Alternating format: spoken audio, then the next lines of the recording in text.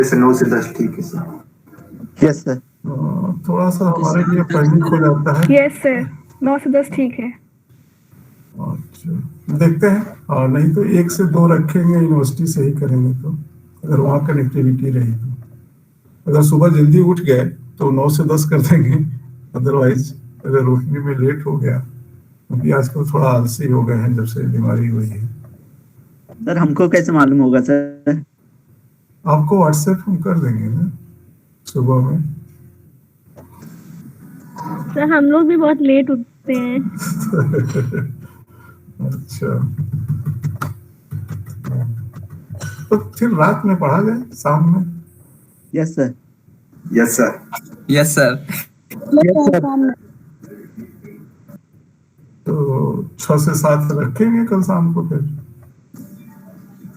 Sir कल के लिए अगर आप मॉर्निंग कर लेते तो सही रहता, क्योंकि कल थोड़ा सा शाम टाइम कुछ काम है, तो सर मैं थोड़ा बिजी रहूंगा, इसलिए अगर हो जाता तो। देखते हैं, हाँ, अगर उठ जाएंगे तो ठीक है। सर आप हम लोग को 8 बजे तक इन्फॉर्म कर दीजिएगा अगर आपको लेना होगा। श्योर, हाँ श्योर श्योर। तो अब शुरू करते हैं। हाँ मुझे लगता है अब कोई आएगा नहीं, 21 लोग आए हैं।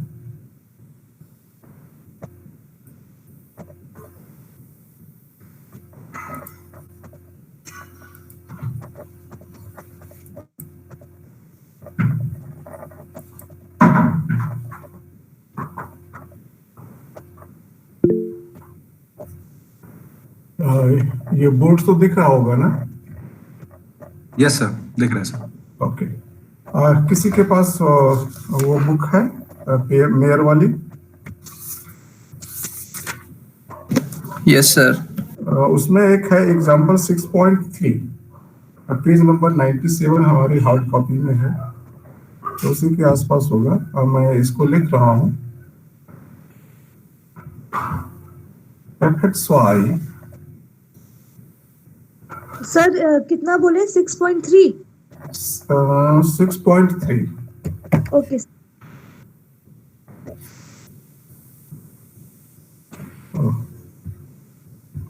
कलम सेलेक्ट।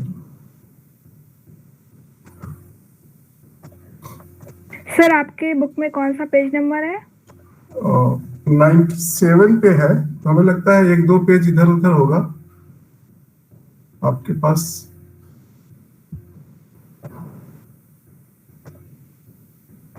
वो पीडीएफ में 112 आ रहा है। अच्छा अच्छा, हो सकता है PDF में इधर उधर कुछ हुआ हो, तो इसमें भाग क्यों रहा है?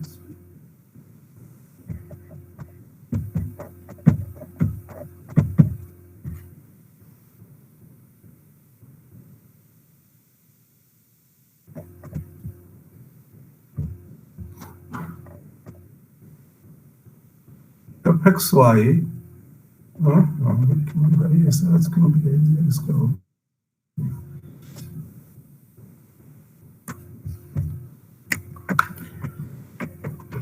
मुझे दूसरा सिस्टम लगाना पड़ेगा।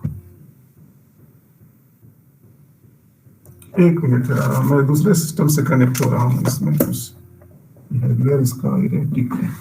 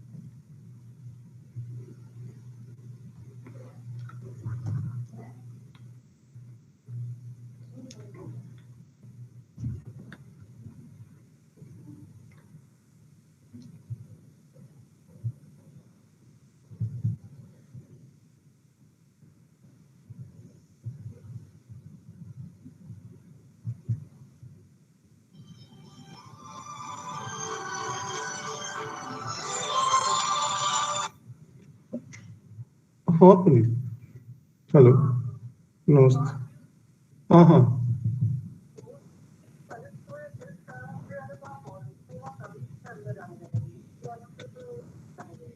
अच्छा अच्छा,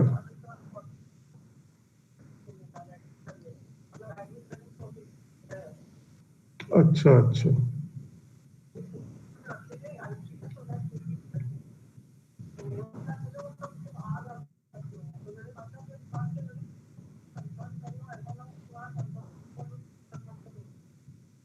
हाँ बात तो सही है, बात सही है।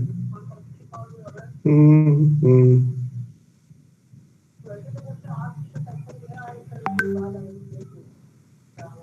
अच्छा अच्छा, हाँ हाँ, पॉजिटिव को ही भेजेंगे, सही बात है, सही बात है। या तो हर, हाँ, कि रिस्क में क्यों डालेंगे वो। सही सही सही।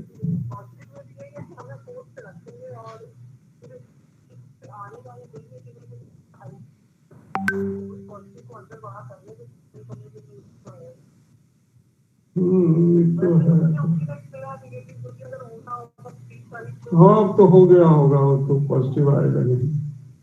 ठीक है, जाने जाने जाने दो, देख लो पहले रिपोर्ट आज की देख लो, हो सकता है नेगेटिव हो गया हो तो बाहर ही आ जाए। ठीक ठीक, ओके।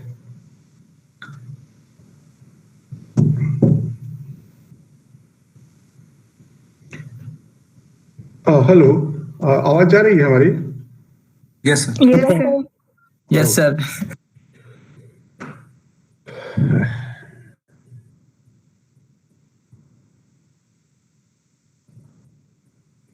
वो वाले सिस्टम पे कुछ मेरा काम सही कर नहीं रहा था, अभी इस पर भी वही हाल है, क्यों भाग रहा है ये?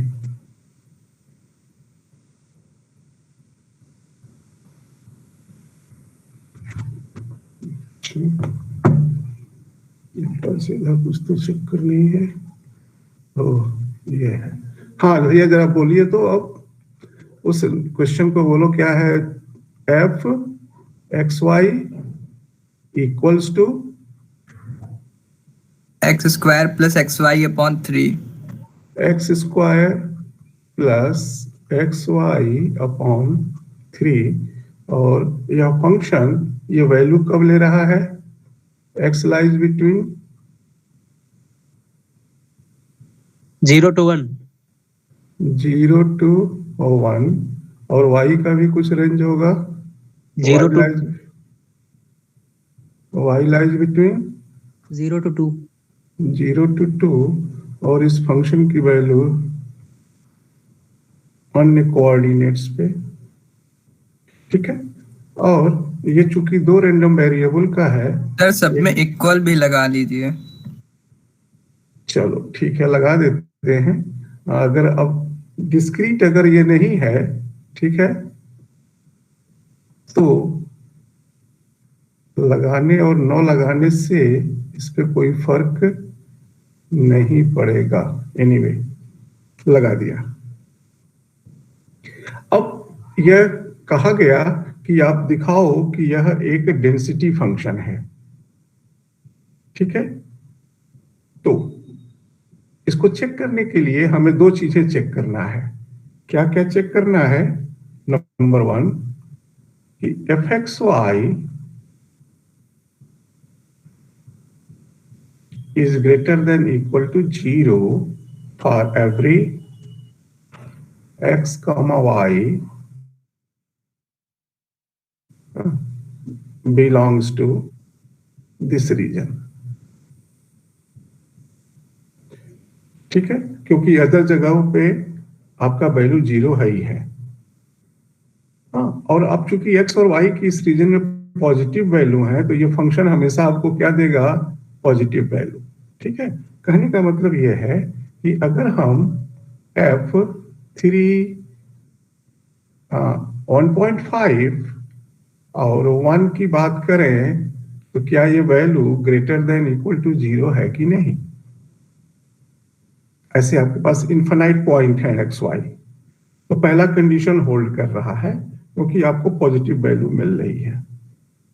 दूसरा कंडीशन है कि double integral f x y d x और डी वाई। अब ये डबल इंटीग्रल है, इसको करने का शायद कुछ रूल है, हाँ, कि हम पहले इसको ट्रीट करते हैं कि ये इंटीग्रल जो सिंबल है किस वेरिएबल के लिए है, एक्स के लिए कि वाई के लिए? एक्स के लिए। एक्स के लिए, और ये वाई के लिए, यस सर। कि इसको वाई के लिए मानते हैं, इसको एक्स के लिए मानते हैं। वो बुक में डिफाइन कर रखता है। हाँ, अमूमन जो है, जो लास्ट इंटीग्रल का सिंबल होता है जैसे ये है, वो लास्ट वाले के लिए होता है, और ऐसे जैसे ये चल रहा है इंटीग्रल वैसे ही यहाँ पे चलता है इसी सीरीज में।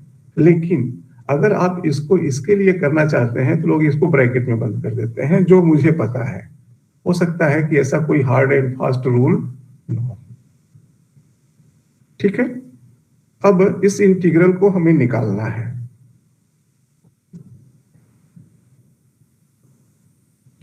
तो अब ये फंक्शन, अब इससे आप निकालोगे तो क्या निकलेगा, ये आपको क्या बताएगा?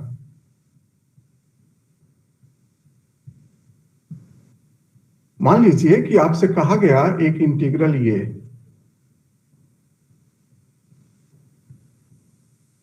Zero to 1, 2 to 3,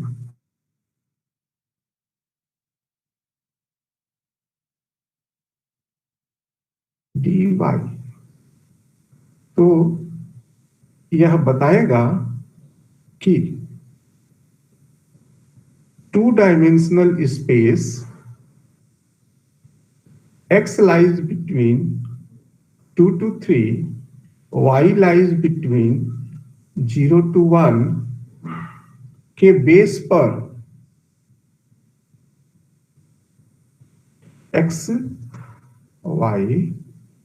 lies between 2 to 3, y lies between 0 to 1, इस बेस पर 2, 3, 1, 1, इस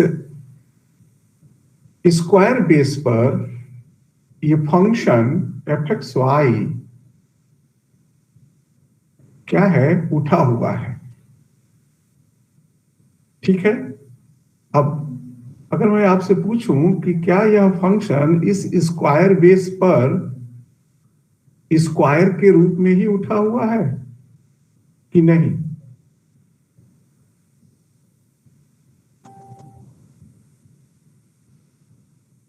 यस सर, स्क्वायर के बेस पे ही है। नहीं, बेस तो स्क्वायर है, क्लियर हो गया। अब जब इस पे ये फंक्शन उठेगा ऊपर, तो एकदम स्क्वायर शेप में ही क्यूबाइड टाइप का उठेगा कि डिफरेंट टाइप का?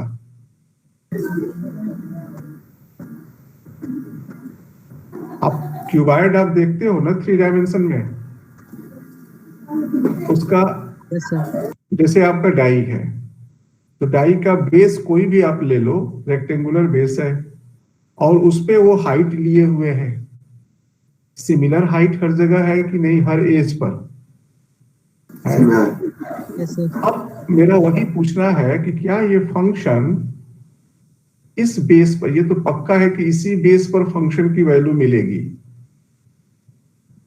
Non zero.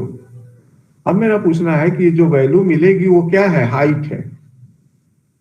ठीक है, अब ये जो हाइट बनेगा, ये हाइट यूनिफॉर्म दिखेगा कि कोई जरूरी नहीं है?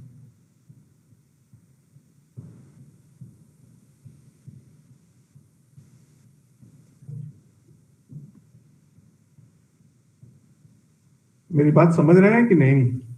सर वो तो हाइट पर डिपेंड करेगा ना, ये जरूरी नहीं हम लोग जितनी हाइट लेंगे, अगर इक्वल लेंगे इसके, अरे तो इक्वल, आप तीनों इक्वल हो जाएंगे तो क्यूब बन। ये आपके बस की बात थोड़े ना है, ये तो आपको बता दिया गया है हाइट इसका। इसका कितना हाइट बताया गया है?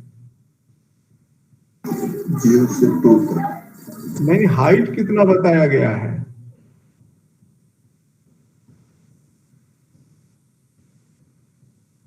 चलिए, नहीं समझ में आ रही है बात, हो सकता है सर कि वो मैं जो फंक्शन दिया हुआ है वही तो हाइट होगी इसकी। हाँ, तो वही तो पूछ रहा हूँ, कितना बताया गया है height? X square plus x y by 3।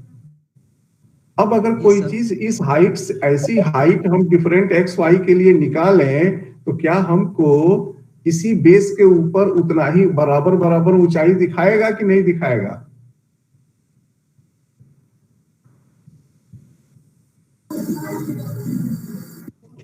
जैसे f x is equals to 1/2, x lies between 0 to 1।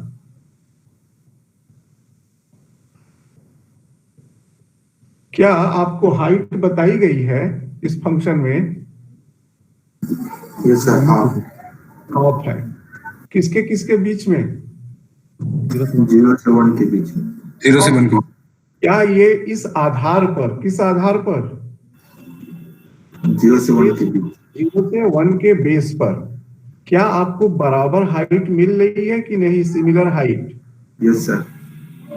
वही प्रश्न मैं यहां पूछ रहा हूं कि अब आपको बेस मालूम हो गया है, क्या ये फंक्शन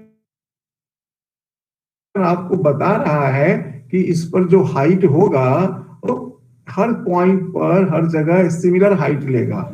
यस सर। बता रहा है कि नहीं बता रहा है?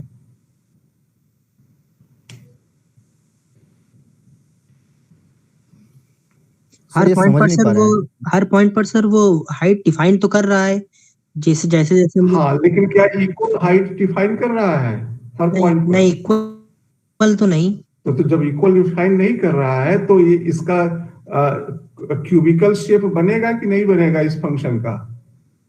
नहीं सर, नहीं जरूरी बनेगा। नहीं है। जरूरी नहीं है, पक्का है कि नहीं बनेगा? ये सर नहीं बनेगा। पक्का हो गया, लेकिन कोई ना कोई तो शेप बनेगा ना? Yes sir. Yes sir. उसके अंदर जगह होगी कि नहीं होगी? जब ऊंचाई ले रहा है तो बेस पर हाँ अंदर स्पेस तो होगा। अंदर स्पेस तो होगा, और उस स्पेस को क्या कहते हैं मैथमेटिक्स में? वॉल्यूम। ठीक है, तो यानी कि हम ये जो चीज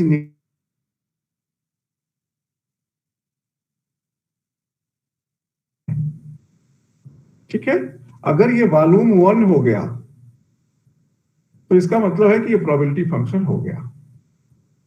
ठीक है, यस सर।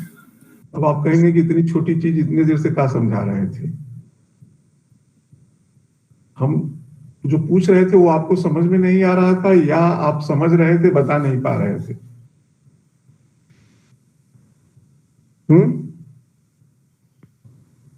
वो हाइट का कॉन्सेप्ट नहीं समझ पा रहे थे। हाइट का कॉन्सेप्ट नहीं समझ पाए, ये बहुत जरूरी कॉन्सेप्ट है। जब आप फंक्शन पढ़ते हो आपको हाइट बताया ही नहीं जाता है कि फंक्शन है कहाँ, आप रट्टा मारे चले जा रहे हो।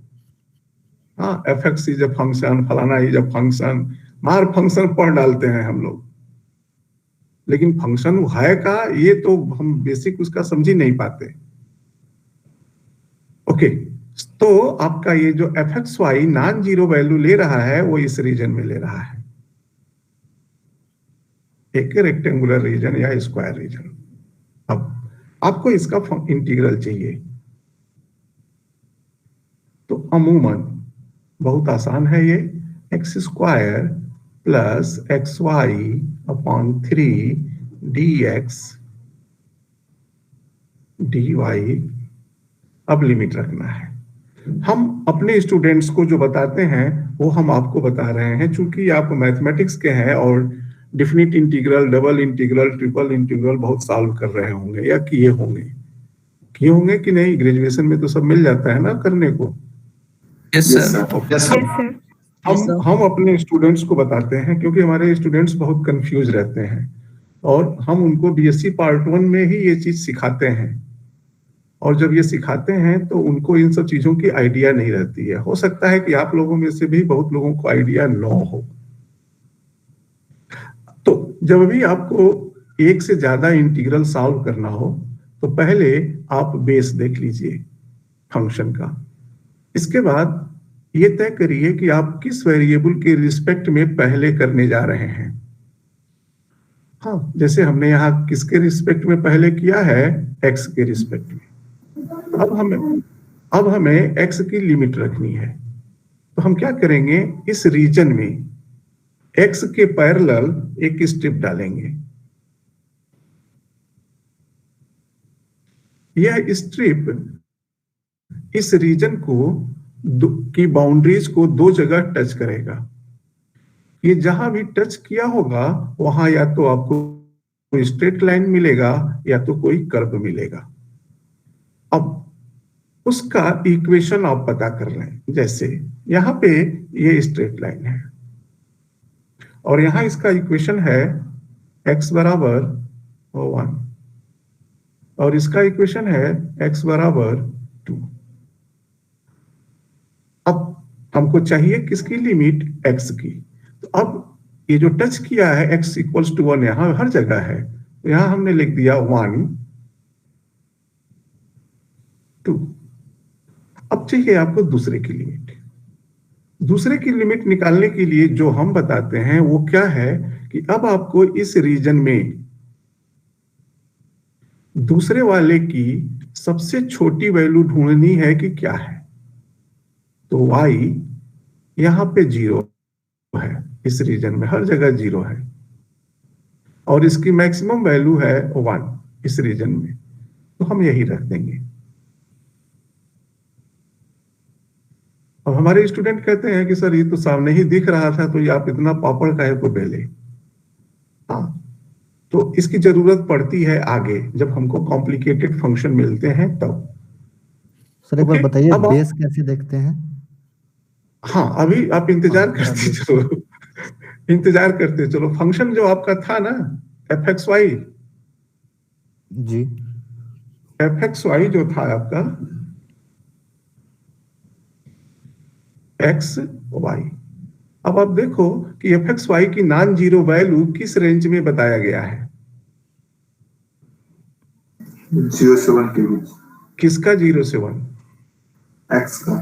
तो अब x लाइज बिटवीन 0 to 1,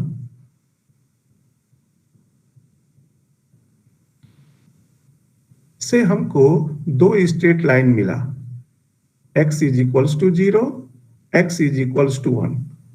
इनको ड्रॉ कर लीजिए इस रीजन में। x is equals to 0। अच्छा, ये हम कुछ गड़बड़ बना दिए हैं का? सर ये डायग्राम कैसे बनाया आपने? हाँ, वही बता रहा हूँ, वही फिर से बता रहा हूँ।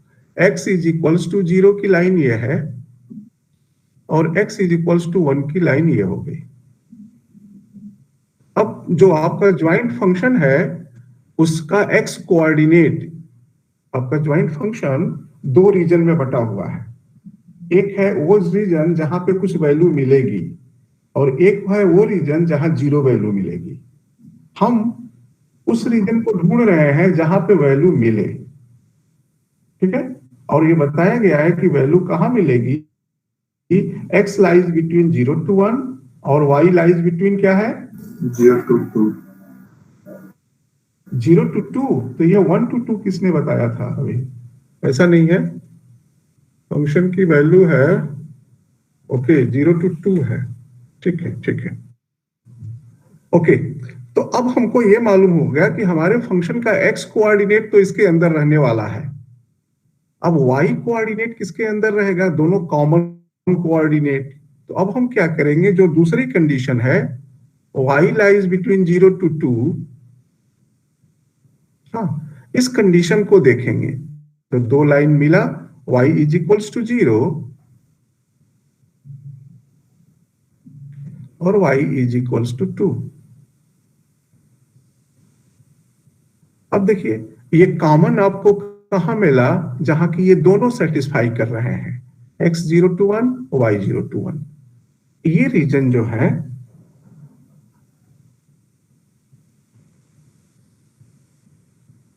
इसमें x लाइज बिटवीन 0 to 1 भी है, y लाइज बिटवीन 0 to 2 भी है, लेकिन इसमें y लाइज बिटवीन 0 to 2 है बट x क्वालिफाई नहीं कर रहा है उन पॉइंट्स को जो हमें फंक्शन के लिए चाहिए। तो हमारा ये जो रीजन बना fxy का ये है। इसी में हमको फंक्शन की वैल्यू नॉन जीरो मिलेगी, ठीक है। और इसी के हर कोऑर्डिनेट्स की वैल्यू को रख करके इस फंक्शन में अगर हम फंक्शन की वैल्यू को इवेल्युएट करेंगे तो इस पे एक तीसरा डायमेंशन बनेगा fxy का, जो ऊपर उठेगा, ठीक है, जो कि वॉल्यूम क्रिएट करेगा। हो सकता है गुब्बारे जैसा वॉल्यूम क्रिएट करे, हो सकता है क्यूबॉइड जैसा वॉल्यूम क्रिएट करे, हाँ, किसी भी नेचर का एक वॉल्यूम क्रिएट करे। हो सकता है कोनिकल करे, हो सकता है सिलिंड्रिकल तो करेगा नहीं क्योंकि इसका बेस रेक्टेंगुलर है, कोनिकल भी नहीं करेगा क्योंकि इसका बेस रेक्टेंगुलर है, लेकिन कोई ना कोई शेप इसके ऊपर fxy लेगा।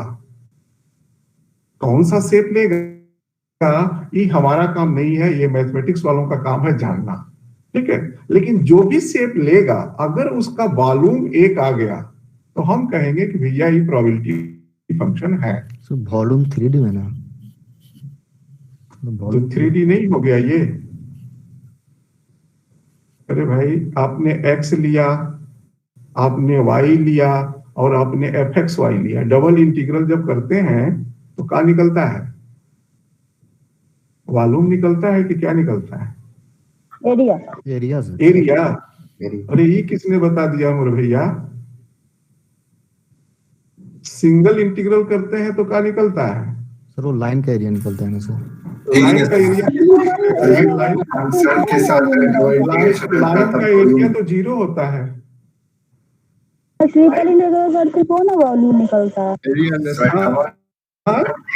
साथ फंक्शन आता है तो वॉल्यूम निकलता है। सरफेस एरिया निकालते हैं डबल इंटीग्रल से। कोई एक आदमी बोलिए तो हम सुने भी, सब लोग एक साथ बोलोगे तो दिक्कत होगी।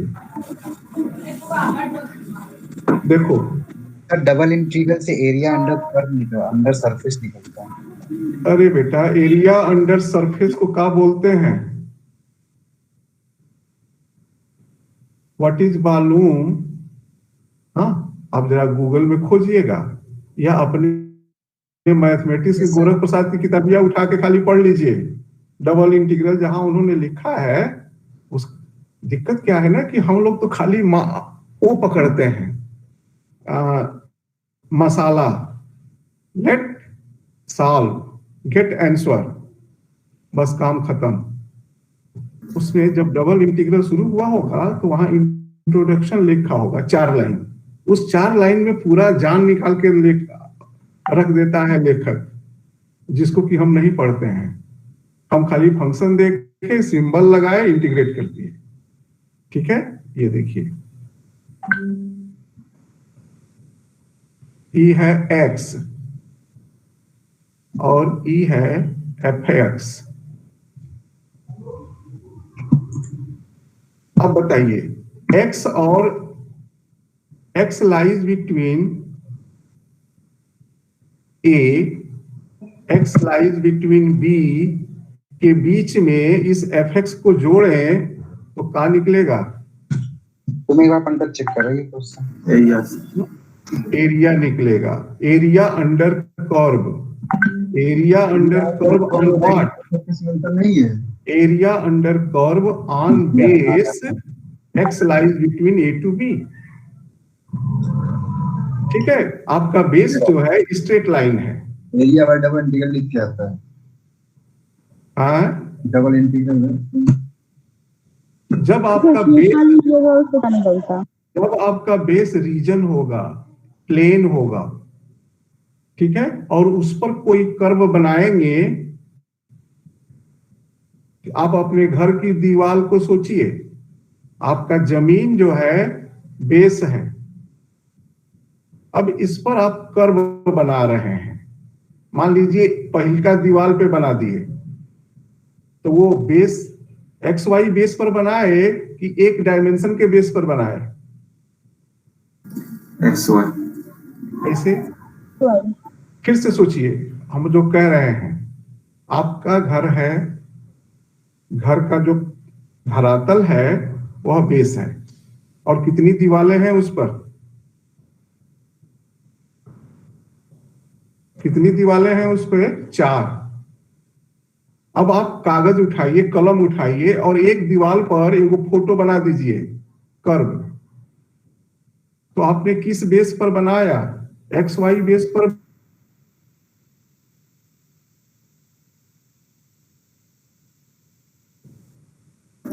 एक्स वाई तो कम से कम दो तो होगा। कैसे बनाया यार? मेरी बात फिर नहीं सुन रहे हो तुम।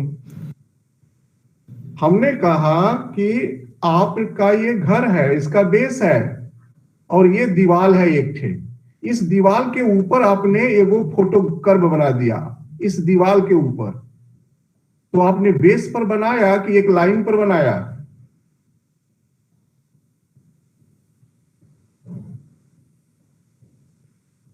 ए बी सी डी। अब बताइए, आपने बीसी पर एक लाइन खींच दी, बीसी वाले दीवार पर 5 सेंटीमीटर ऊपर एक लाइन खींच दी पैरेलल टू बीसी। तो आपने जो शेप बनाया वो बीसी लाइन पर बनाया कि आपने पूरे बेस पर बनाया?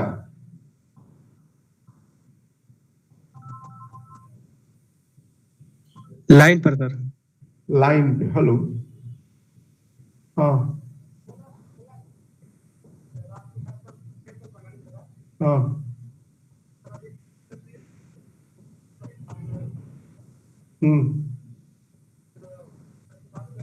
हाँ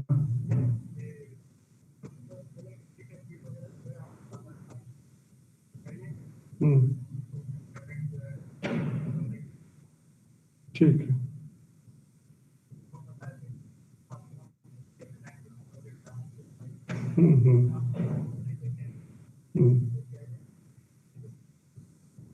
ठीक ठीक।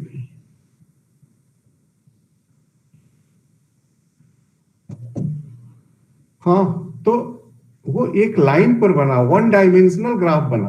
अब मान लीजिए कि आपने कर्व टेंट छवा दिया इसके ऊपर, 5 मीटर हाइट यहां से उठाया, 5 मीटर यहां से, 5 मीटर यहां से, 5 मीटर यहां से, और उसके ऊपर एक छतरी बैठा दी। तो अब आपने जो शेप बनाया छतरी, ये किस पर बनाया? बेस पर बनाया। किस बेस पर? ABCD बेस पर। तो अब इसके इस छतरी और बेस के अंदर क्या बन गया? वॉल्यूम। जबकि इस दीवार, इस लाइन और इस लाइन के बीच में दीवार पर क्या बना? एरिया। तो वो एरिया निकालेगा, ये वॉल्यूम निकालेगा। अभी भी क्लियर हुआ कि नहीं? सर ट्रिपल इंटीग्रल क्या देता है सर? अभी मैथ वालों से पूछिए कि ट्रिपल इंटीग्रल क्या देगा। हमको तो लगता है वो भी वॉल्यूम देगा। वॉल्यूम देता है। वॉल्यूम निकलता है। वॉल्यूम ऑफ टेट्राहेड्रॉन निकलता है उससे। हाँ, तो किसी दूसरे शेप का वॉल्यूम देगा, बेस बदल जाएगा बस। अभी आपका बेस क्या है? 2 डायमेंशनल। ट्रिपल इंटीग्रल करेंगे तो 3 डायमेंशनल बेस पे कोई फंक्शन उठेगा, f(x,y,z), f(x,y,z). तो अब क्या हो गए? आपके 3 एक्सिस हो गए, और 3 एक्सिस पे एक कर्व आपने उठाया, उसके अंदर भी वॉल्यूम निकलेगा।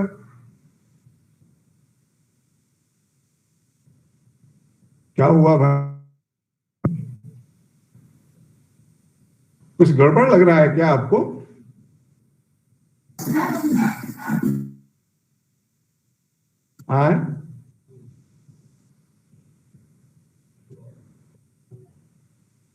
बढ़ू आगे मैं? Yes sir. Yes sir. Okay, अब तो क्लियर हो गया ना कि अभी भी कुछ कंफ्यूजन है? नो सर, अब कंफ्यूजन नहीं। हाँ, और आप अपने पुराने टीचर से बात करिएगा, जो आपके अच्छे प्रिय टीचर हों, जिन्होंने आपको मैथ पढ़ाया हो। कहिएगा कि सर ये सब आप लोगों ने हमको काहे नहीं बताया। और यही न बताने की वजह से मैथमेटिक्स से लोग भागते हैं, क्योंकि मैथमेटिक्स पढ़ाने वाला मैथमेटिक्स को इस तरह से पढ़ाता है कि अगर तेज आदमी न रहे तो छोड़ के भाग जाए, या तो मजबूरी में पढ़ रहा, कभी भी उसको इंटरेस्ट लेके नहीं पढ़ाया। एनीवे, तो अब जरा चेक करके बताइए भाई, हमने वो लिमिट कुछ गड़बड़ लिख दी थी। x की limit 0 to 1, 0 to 2, x square xy upon 3 ना dx dy।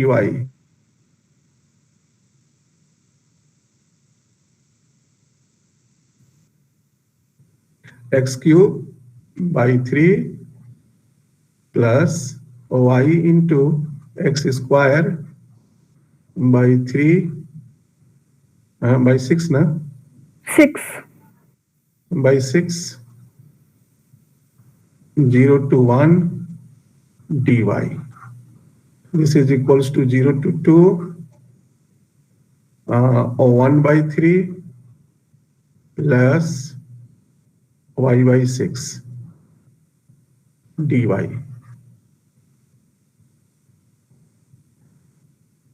And this is equals to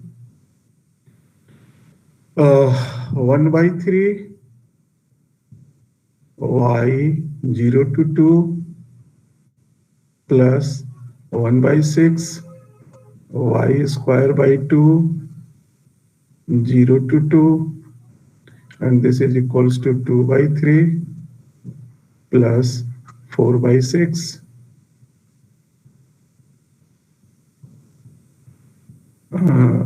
4 by 2। कुछ गड़बड़ हो रहा है क्या? नहीं, 4 by 12,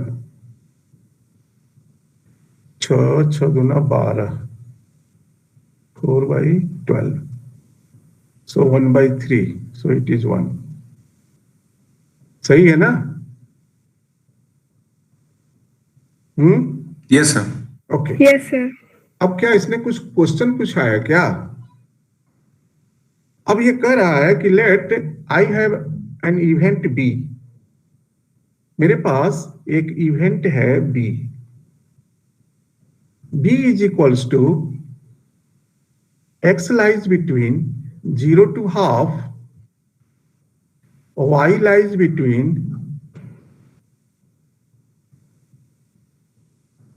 0 to 3 by 2। देन इसको जरा नोट किए रहिएगा, हम आगे पूछेंगे। Then what is probability of B? ठीक है। Now if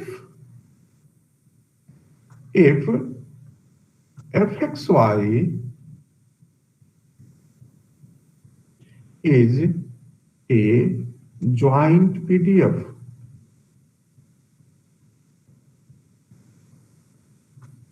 then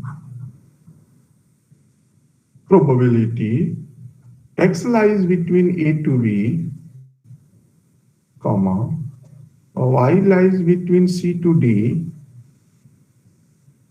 where a, b, c, d belongs to real number, equals to double integral fxy dx dy a to b c to d। अब आप b की probability बता सकते हो। Sorry,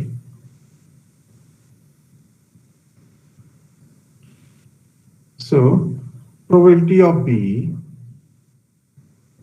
is equals to double integral x square xy by 3 dx dy। ठीक है। x कहां से कहां तक था? 0 to half शायद था ना? Yes sir. Yes sir.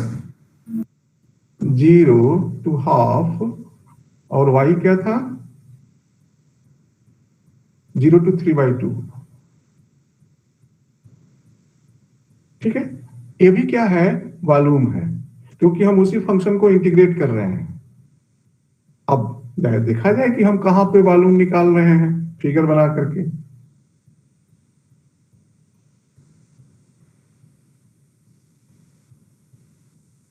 ये था हमारा हमारा है 0 to half, 0 to half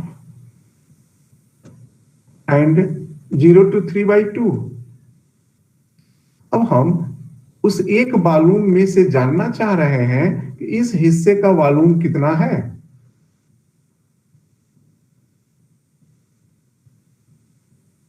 हाँ, बस निकाल लीजिए, आपको मिल जाएगा प्रोबेबिलिटी, क्योंकि पूरा एक हिस्सा टोटल प्रोबेबिलिटी है और आप इसके टुकड़े का जानना चाह रहे हैं, तो ये निकाल लेंगे कि नहीं,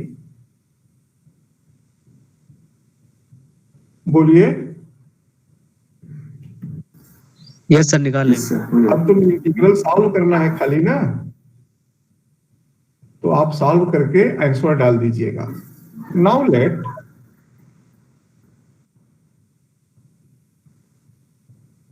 b इज इक्वल्स टू, अब ये दूसरा b है, x plus y less than और 1। Probability of b। अब ये भी मालूम ही पूछ रहा है क्या, कोई बताए कि यह भी चूंकि प्रोबेबिलिटी है तो यह भी इसी में का कोई हिस्सा पूछ रहा होगा ना। इसका मतलब है कि यह भी क्या पूछ रहा है हमसे, वॉल्यूम, उस एक वॉल्यूम का कुछ हिस्सा पूछ रहा है। कौन सा हिस्सा है, बस यही हमको जानना है। कैसे जाने, तो ये हमारा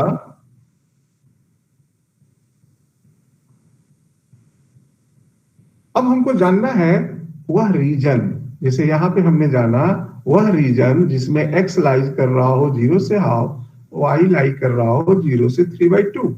3/2 था, अच्छा 3/2 तो 1.5 ही हुआ ना, 2 से कम ही होगा, ठीक है, मुझे लगा कि एक्सीड कर गया वो। एनीवे, अब हमको जानना है वो हिस्सा जहां पर क्या हो, हाँ, जहां पर देखिए पहले यहां बी था, ये बी रीजन था। अब हमको क्या जानना है, बी की प्रोबेबिलिटी, बट ये रीजन हमारी कैसे क्या सेटिस्फाई कर रही हो, x plus y less than 1। ऐसा एक्स वाई कोऑर्डिनेट हमारा हमको चाहिए जहां की x plus y less than 1 हो। यहां पे क्या था, ऐसा कोऑर्डिनेट हम ढूंढ रहे थे जहां x lies between 0 to half हो, y लाइज बिटवीन 0 to 3/2 हो, वो हमने खोज लिया। इस क्वेश्चन में हमें क्या चाहिए, ऐसा रीजन, उस रीजन की प्रोबेबिलिटी, हाँ, जिसमें कि तो हमने क्या किया, इसको जानने के लिए x plus y equals to 1 खोज लिया, तो y बराबर 0 और ये शायद 2 है,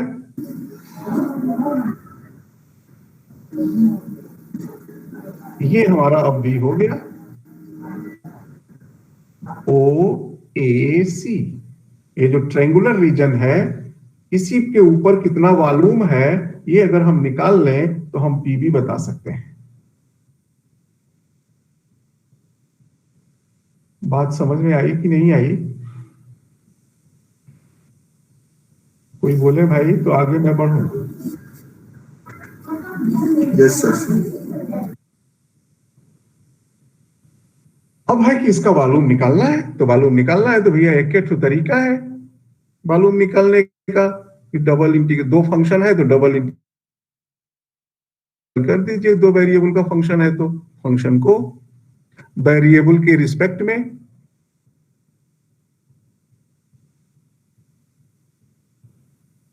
अब रही बात कि कहां से कहां तक। अब इस इंटीग्रल को हम पहले किसके रिस्पेक्ट में करना चाह रहे हैं, जैसा कि हमने लिखा हुआ है उसके अनुसार x के रिस्पेक्ट में, तो हमको x की लिमिट चाहिए।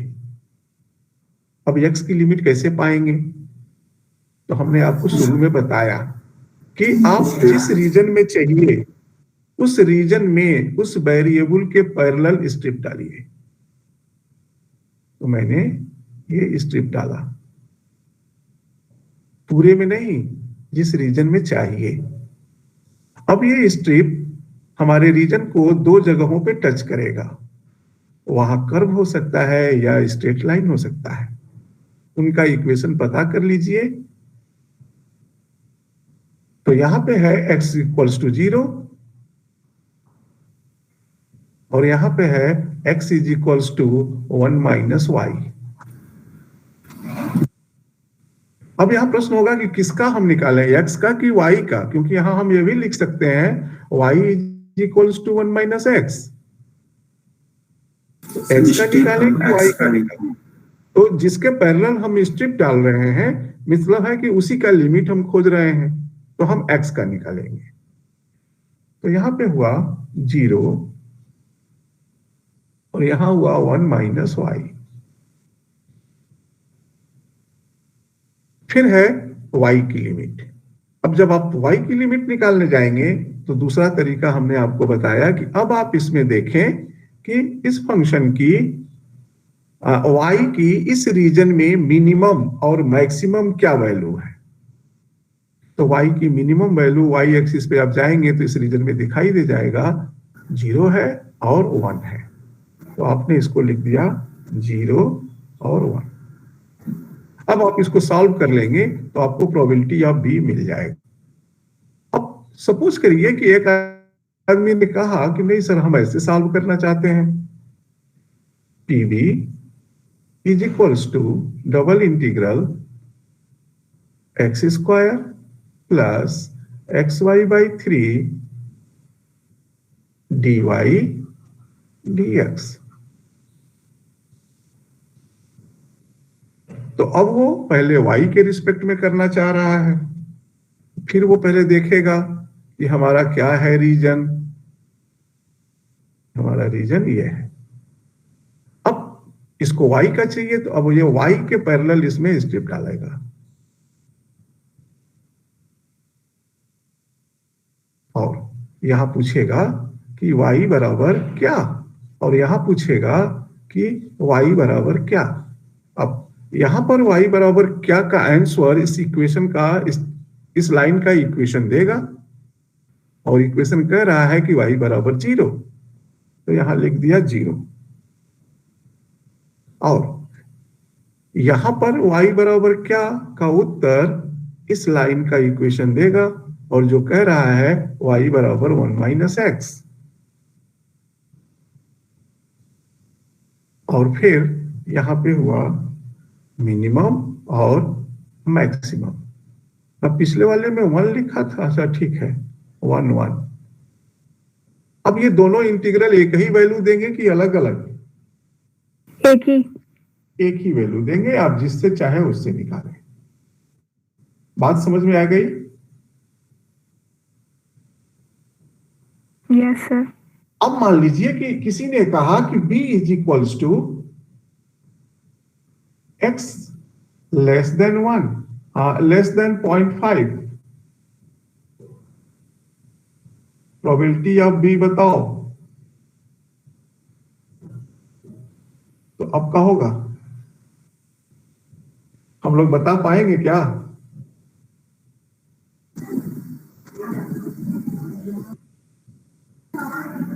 Yes sir. कैसे? है ना, x का लिमिट में 0 to हाफ कर देंगे और y का लिमिट 0 to 2 कर देंगे। सेम अरे कैसे 0 to 2 कर देंगे? ये तो y के विषय में साइलेंट है, तो आप जबरदस्ती कर देंगे। हाँ? तो यहाँ पे तो y की कोई बात नहीं की गई है। y से बात ही नहीं की गई है, तो जबरदस्ती कर देंगे y को।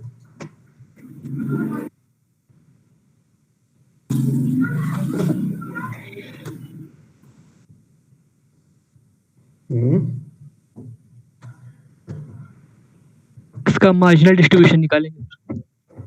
अब हमको चाहिए होगा probability distribution of x।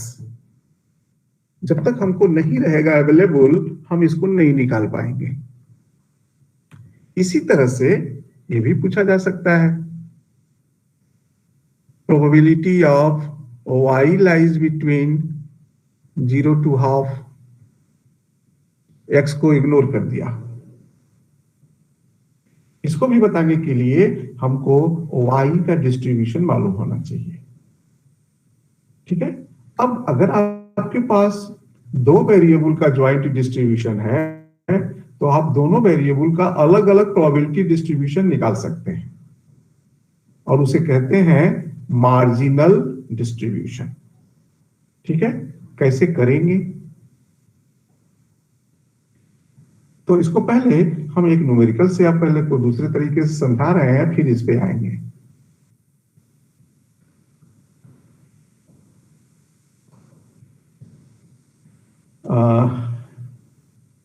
Income और एक्सपेंडिचर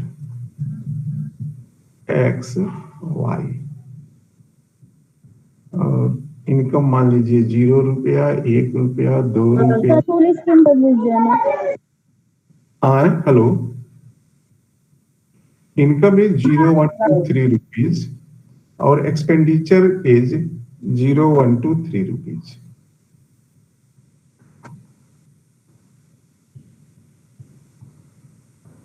इसको 4 रुपया कर दीजिए।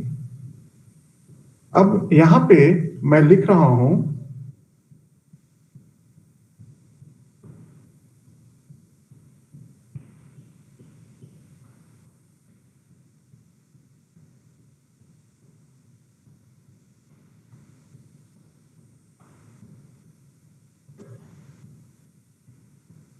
फ्रीक्वेंसी, इसके अंदर लिखूंगा।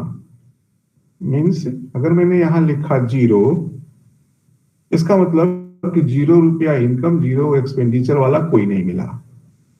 ठीक है, यहां मैंने लिखा 0, यहां लिखा 0, यहां 0, यहां लिखा 5, यहां लिखा 2, यहां पे कुछ नहीं मिला।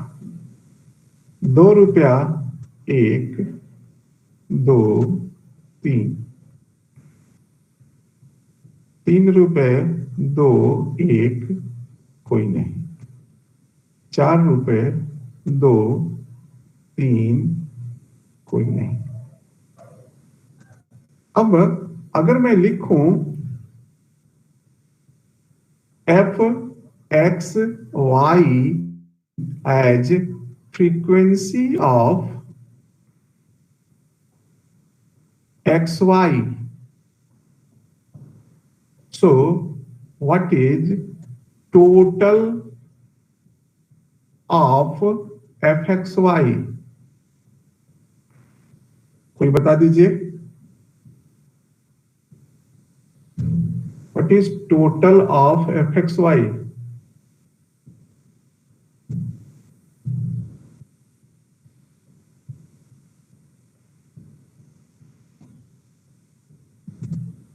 Twenty. 21. So total of 21 is 21. अब अगर इसको हम लोग मैथमेटिक्स में इस शब्द को लिखना चाहें, टोटल ऑफ, तो मैथमेटिक्स में इसको कैसे लिखेंगे?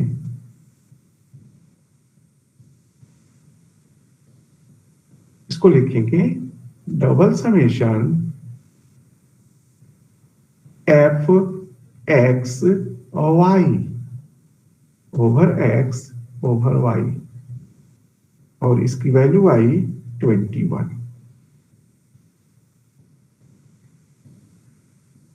ठीक है, अब मैं आपसे पूछूं, और यहां पे पूछ पे रहेगा एक्स वाई, क्योंकि 2 लेके चल रहे हैं भाई। अब अगर मैं आपसे पूछूं टोटल ऑफ एक्स, तो आपका उत्तर क्या होगा?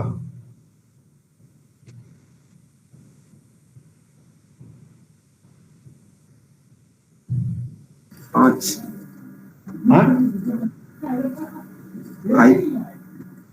टोटल ऑफ एक्स 5 है?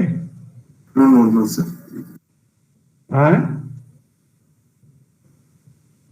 10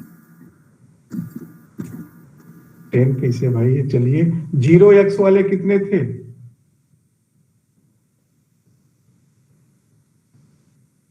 जीरो एक्स वाले कितने थे? तो यहाँ पे गए, इधर देखे कोई नहीं था, 0। 1x वाले कितने थे? 7। 2x वाले कितने थे? 6। 3x वाले कितने थे? 3। 4x वाले कितने थे? 5। तो टोटल x कितने हो गए? हाँ? 21। ये भी 21। और इसको अगर हमको लिखना होगा तो हम लिखेंगे summation of f x Y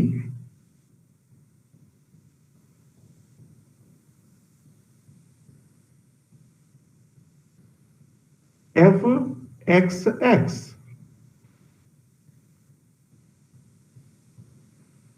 ठीक है, ओवर एक्स।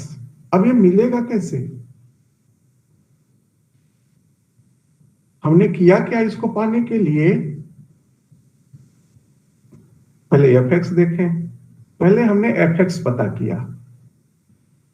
एफ एक्स में हमको मिला 0 1 2 3 4।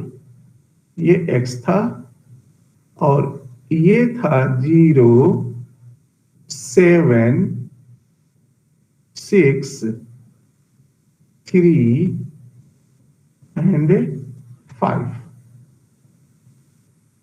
तो फ्रीक्वेंसी डिस्ट्रीब्यूशन हुआ कि नहीं हुआ? बना क्या फ्रीक्वेंसी डिस्ट्रीब्यूशन? Yes, बोलो भाई, किसका बना? एक्स का कि वाई का कि एफ एक्स वाई का? X का। एक्स का। अब ये बना किससे? ज्वाइंट पीडीएफ, ज्वाइंट फ्रीक्वेंसी से एक्स वाई के। कैसे बना? तो हमने क्या किया, इस एक्स वाई को हमने क्या किया कि इस एक्स वाई को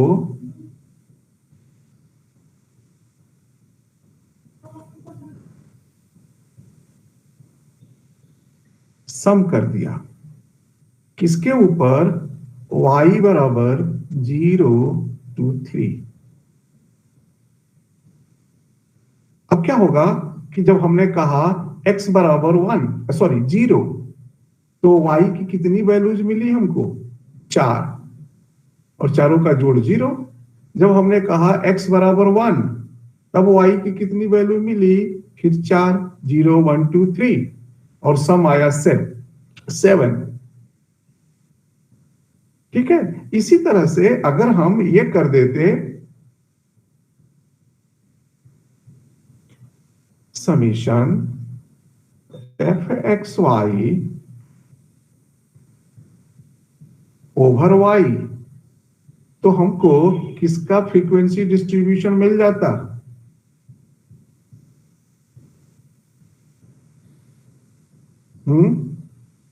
summation f x y over y, sorry over x,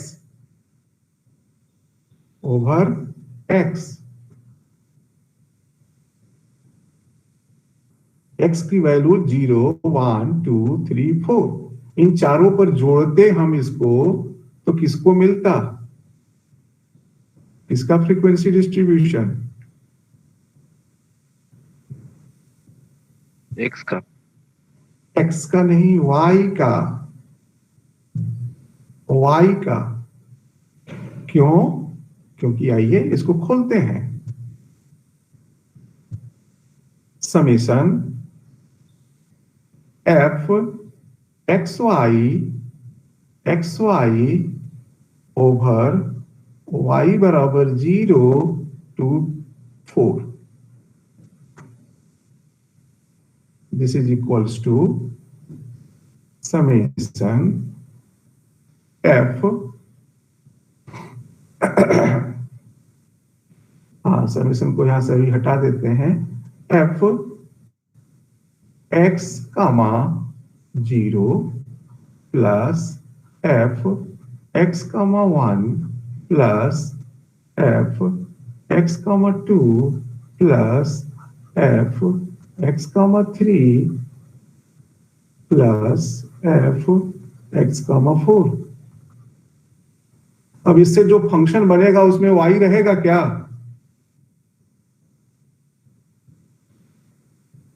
बोलिए, अगर इसके जो फंक्शन बनेगा इसमें अब y अक्षर मिलेगा क्या?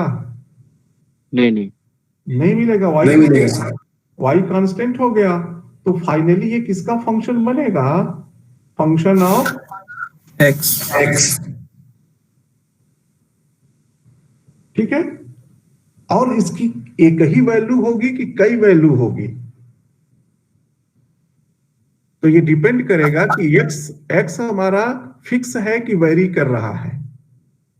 अब हमारा x भी वेरी कर रहा है, तब इसकी एक वैल्यू होगी व्हेन x इज 0। ठीक है, तो दिस इज इक्वल्स टू कोई वैल्यू इफ x बराबर 0। अब x बराबर 0 रखेंगे तो f0 0 0 1 0 2 0 3 0 4 में क्या वैल्यू पाएंगे आप फंक्शन की? 0। तो जोड़ कितना हुआ?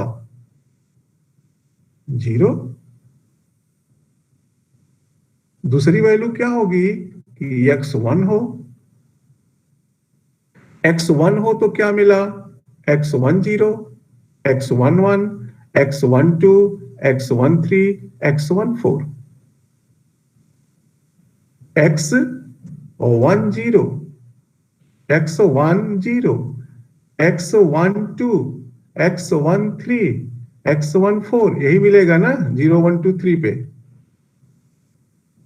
सम कितना मिलेगा? 7।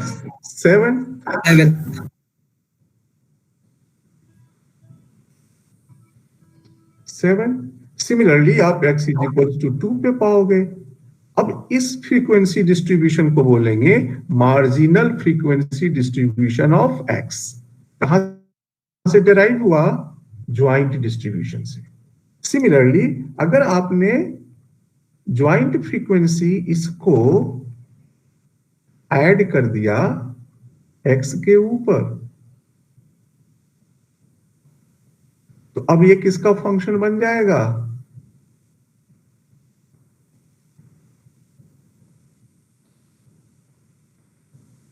बात समझ में आई? Yes sir. अब इसी को हम प्रोबेबिलिटी पे ले चल रहे हैं। मान लीजिए कि हमारे पास ज्वाइंट पीडीएफ है fxy और हम जानना चाहते हैं probability of x less than half. तो हमको क्या चाहिए होगा? Marginal PDF. हो सकता है कि y का भी पूछे तो मार्जिनल पीडीएफ। तो अब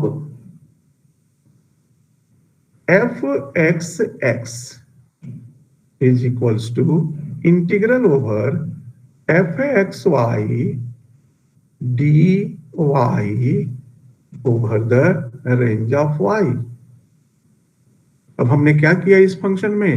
y के लिए बाई वेरिएट फंक्शन को, दो वेरिएबल के फंक्शन को y की सारी वैल्यूज के लिए जोड़ दिया।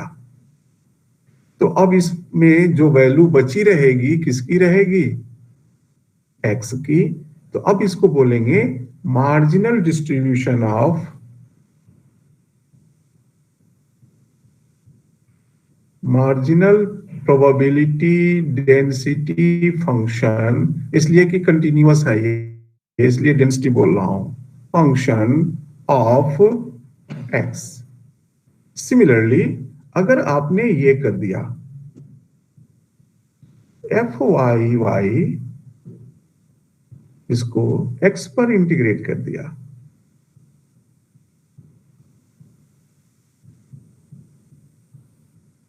तो इसको क्या बोलेंगे? Marginal PDF of y। ठीक है। अब हमारा प्रॉब्लम था, हाँ सर हम लोगों की 4 बजे से फिर से क्लास है, तो आज का इतना ही रहने दीजिए आप। अरे 4 बजे Yes, से sir. कौन जागृत हो गया आज? यस सर सर आरसी 24 करती है। Always. तो 10 बजे क्या कर रहे थे चौबे जी आज? उनका तो अरे 10 सर बजे ये आज आज एक्स्ट्रा क्लासेस है। एक्स्ट्रा क्लासेस है। तो मतलब खाली राघवेंद्र का ही आप लोग एक्स्ट्रा पढ़ेंगे, हमारा नहीं पढ़ रहे हैं। आपका तो सर डेली ही पढ़ते हैं सर। आपका तो सर ये सर तो एक्स्ट्रा ही सर तो तो है सर। आज सर ने तो आज पहली क्लास एक्स्ट्रा लगाई है।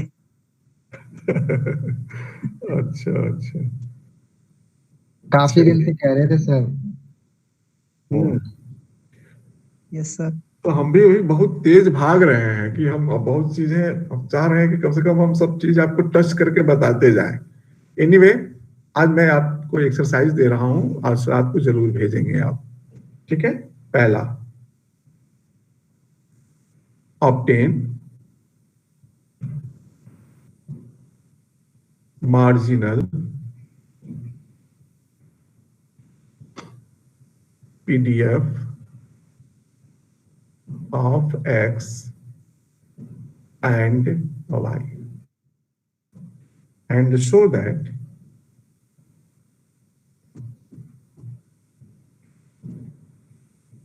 जब ये PDF होगा तो ये PDF की प्रॉपर्टी रखेगा कि नहीं? हाँ? यस क्या है प्रॉपर्टी PDF की?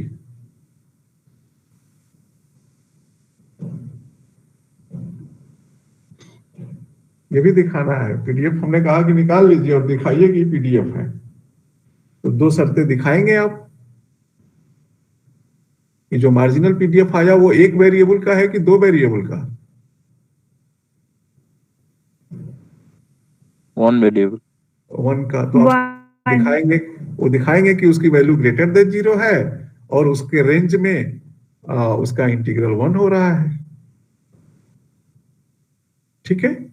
अब इसमें कुछ अच्छे अच्छे फंक्शन मिलेंगे जिनका कि इंटीग्रल आपको रेंज लिखने नहीं आएगा, तो हम बात करेंगे उस पर।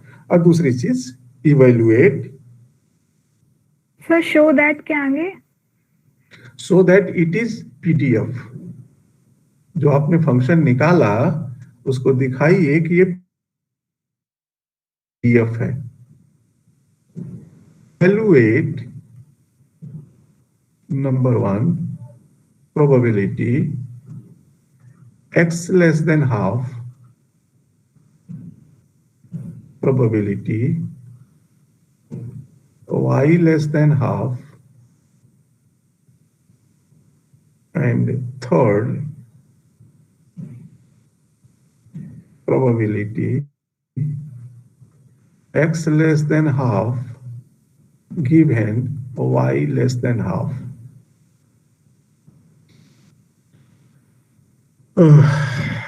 ठीक है, तो मैं बंद कर रहा हूं। सर हाँ सर प्रीवियस स्लाइड एक बार दिखा दीजिए। प्रीवियस स्लाइड, हम स्लाइड ही शेयर कर रहे हैं ना आपको। आज हमने व्हाट्सएप में डाला था, मिला कि नहीं आपको? देखा था आपने? खुल गया था? सर वो पहले जैम बोर्ड इंस्टॉल करना पड़ेगा फिर शायद ओपन। हाँ हाँ, मोबाइल में जैम बोर्ड इंस्टॉल करना हो, हमको भी करना पड़ा। ओके, दिखा दे रहे हैं। पहले तो हम लिंक ले लें। वैसे बहुत ज्यादा वो स्पेस नहीं लेगा। Sorry, gate link. हाँ चला गया, डन। हाँ, प्रीवियस स्लाइड आपका था। सर स्लाइड नंबर 3 भी दिखा दीजिएगा एक बार। अच्छा अच्छा, प्रीवियस स्लाइड पे यही देखना था ना? यस सर ले लिया स्क्रीनशॉट। अब स्लाइड नंबर 3। Yes sir.